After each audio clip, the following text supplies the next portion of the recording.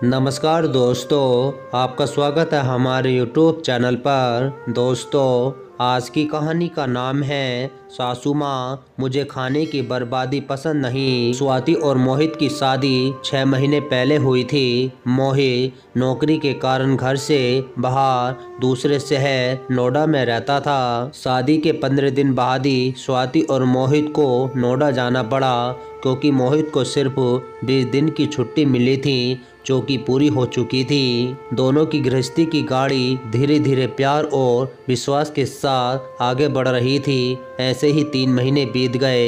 एक दिन स्वाति की सास का फोन आया कि स्वाति बेटा, मैं और तुम्हारे पापा कुछ दिनों के लिए तुम्हारे पास रहने आ रहे हैं। ये सुनकर स्वाति बहुत खुश हुई और अपने सास ससुर के स्वागत की तैयारियां करने लगी। 2 दिन बाद स्वाति के सास ससुर नोएडा उनके पास रहने आ गए। जैसे ही ससुर जी स्वाति ने चाय पकड़वाई तो वो कदम से चाय को देखकर बोल पड़े, बहू चाय में दूध डाला है या नहीं, और चाय को टेबल पर वापस रखकर अंदर कमरे में चले गए। तब स्वाति ने महसूस किया कि पापा जी का स्वभाव थोड़ा गर्म है। उन्हें जो चीज़ जैसी पसंद है उसे वैसे ही खानी है, यानी कुल मिलाकर खाना पीने के मामले में उनको बहुत गुस्सा आता है। स्वाति चाहे कितना ही स्वादिष्ट खाना बनाती, पर ससुर जी कुछ न कुछ कमी रोज निकालने लगे। ऊपर से कविता जी स्वाति की सास को भी खूब डांटते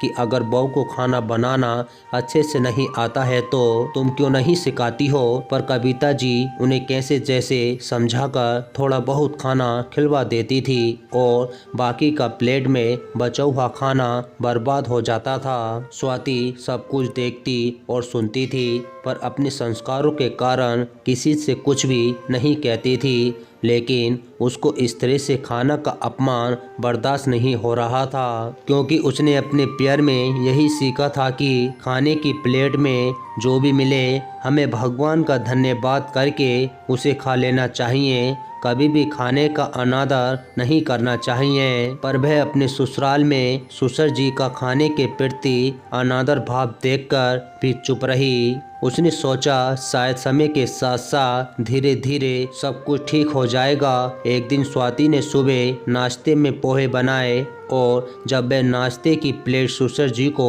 देने गई तो उनको प्लेट में पोहे ज़्यादा लगे, तो उन्होंने पोहे को कम करने की बजाय नाश्ते की प्लेट और जोर से सरका दिया, जिससे सारे पोहे झटक कर जमीन पर गिर गए। खाने का जैसा अपमान देखकर स्वाति का दिल भर आया और उसकी आंखों से आंसू आने लगे। स्वाति चुपचाप उन पोहों को अपने हाथों से चुनने लगी। ये देखकर कविता जी बोली, ऐसे चुनने में बहुत टाइम लग जाएगा। बहू तुम ऐसा करो, इसे झाड़ू से हटा दो, जल्दी सफा हो जाएगा। वैसे भी अब नीचे गिरो है पोह कौन खाएगा, और इन पोहों को डस्टबिन में डाल दो। ये सुनकर स्वाति से रहा नहीं गया। उसने कहा, नहीं मम्मी जी, मैं इस तरीके से खाने को कचरे के डिब्बे में अपने हाथों से नहीं डाल सकती हूँ। ये तो अन्न की बर्बादी है। मैं इन्हें बाहर चिड़िया या गाय को खिला दूंगी, जिससे उनका पेट तो भर जाएगा।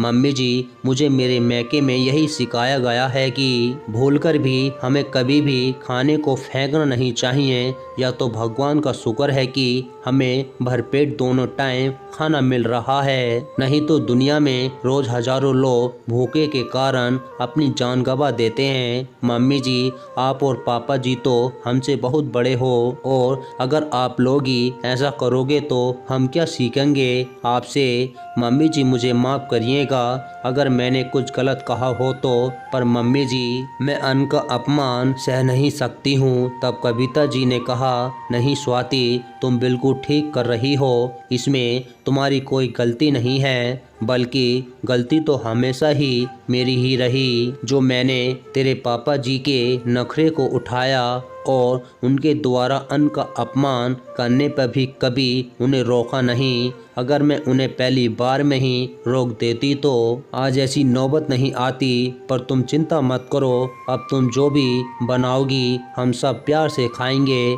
और जिसको खाने के नखरे हैं वो खुद जाकर किचन में अपने लिए खाना बना सकता है। है। ये सारी बातें कविता जी अपने पति को सुनाते हुए कह रही थी। ये बातें सुनकर स्वाति के ससुर जी मन ही मन सोचने लगी कि अब मेरा रौब और नखरे यहाँ पर चलने वाले नहीं हैं। इसलिए अब मेरे लिए यही बेहतर रहेगा कि अब बिना नखरों के चुपचाप थाली में जो भी आए उसे अपनी पेट पूजा कर लूं, नहीं तो खाना नहीं मैं नहीं बना सकता।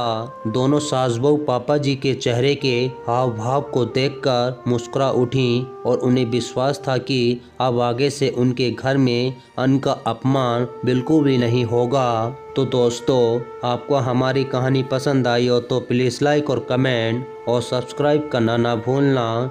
मिलते हैं आपको अगले वीडियो में। जब तक के लिए नमस्कार।